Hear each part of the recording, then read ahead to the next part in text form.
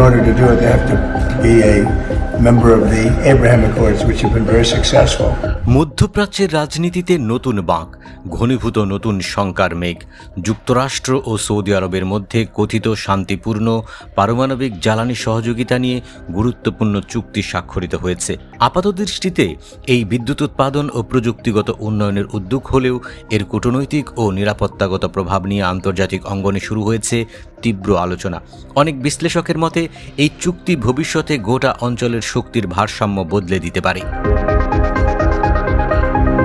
চুক্তিটি যুক্তরাষ্ট্রের পারমাণবিক শক্তি আইনের সেকশন 123-এর আওতায় সম্পন্ন হয়েছে। এর মাধ্যমে মার্কিন প্রতিষ্ঠানগুলো সৌদি আরবের বেসামরিক পারমাণবিক কর্মসূচিতে অংশগ্রহণের আইনি ভিত্তি পেলেও এটি এখনই পুরোপুরি কার্যকর হয়নি। মার্কিন কংগ্রেসের অনুমোদনের প্রক্রিয়া শেষ হওয়ার পরই চুক্তি বাস্তবায়ন শুরু হবে। বিশ্লেষকদের মতে এই চুক্তি সৌদি আরবকে তাৎক্ষণিকভাবে পারমাণবিক অস্ত্র তৈরির সক্ষমতা দিচ্ছে না, তবে এটি দেশের জন্য উন্নত পারমাণবিক প্রযুক্তি, অবকাঠামো এবং শিল্প সক্ষমতা গড়ে তোলার একটি বড় সুযোগ তৈরি করছে। ভবিষ্যতে রাজনৈতিক পরিস্থিতি বদলালেও এই প্রযুক্তিগত ভিত্তি গুরুত্বপূর্ণ হয়ে উঠতে পারে বলেও অনেকে মনে করছেন। সবচেয়ে বেশি আলোচনার জন্ম দিয়েছে ইউরেনিয়াম সমৃদ্ধকরণ বা এনরিচমেন্ট ইস্যু। অতীতে সংযুক্ত আরব আমিরাতের সঙ্গে করা মার্কিন চুক্তিতে দেশটি স্বেচ্ছায় নিজস্ব ইউরেনিয়াম সমৃদ্ধকরণ থেকে সরে এসেছিল, কিন্তু সৌদি আরবের ক্ষেত্রে এমন কঠোর শর্ত রাখা হয়নি। ফলে ভবিষ্যতে দেশটি নিজস্ব পারমাণবিক জ্বালানি চক্র গড়ে তোলার সুযোগ পেতে পারে। আরেকটি গুরুত্বপূর্ণ বিষয় হল আন্তর্জাতিক পরমাণু শক্তি সংস্থার অতিরিক্ত প্রোটোকল বাধ্যতামূলক না হওয়া। এই প্রোটোকল কার্যকর থাকলে সংস্থাটি ঘোষিত স্থাপনার পাশাপাশি সম্ভাব্য গোপন কার্যক্রমও আরও গভীরভাবে পর্যবেক্ষণ করতে পারে। সমালোচকদের মতে এই শর্তের অনুপস্থিতি ভবিষ্যৎ নিয়ে নতুন প্রশ্ন তৈরি করছে। সৌদি যুবরাজ মোহাম্মদ বিন সালমান আগেই বলেছিলেন, ইরান যদি কখনো পারমাণবিক অস্ত্র অর্জন করে তাহলে সৌদি আরবও যত দ্রুত সম্ভব একই পথে হাঁটবে। সেই বক্তব্য আবারও আলোচনায় ফিরে এসেছে। যদিও রিয়াদ আনুষ্ঠানিকভাবে শান্তিপূর্ণ পারমাণবিক কর্মসূচির কথাই বলছে, তবুও আঞ্চলিক নিরাপত্তা পরিস্থিতি বদলালে তাদের অবস্থান পরিবর্তিত হতে পারে বলে ধারণা করা হচ্ছে। অন্যদিকে সৌদি আরবের যুক্তিও একেবারে অমূলক নয়। দেশটি বিদ্যুৎ উৎপাদন বাড়াতে, সমুদ্রের পানি বিশুদ্ধকরণে পারমাণবিক শক্তি ব্যবহার করতে এবং অভ্যন্তরীণভাবে তেল ও গ্যাসের ব্যবহার কমিয়ে আন্তর্জাতিক বাজারে বেশি পরিমাণ জ্বালানি রপ্তানি করতে চায়। পাশাপাশি ভিশন 2030 কর্মসূচির অংশ হিসেবে প্রযুক্তি নির্ভর অর্থনীতি গড়ে তোলার লক্ষ্যও রয়েছে। এই চুক্তির পেছনে যুক্তরাষ্ট্রেরও বড় অর্থনৈতিক ও কৌশলগত স্বার্থ রয়েছে।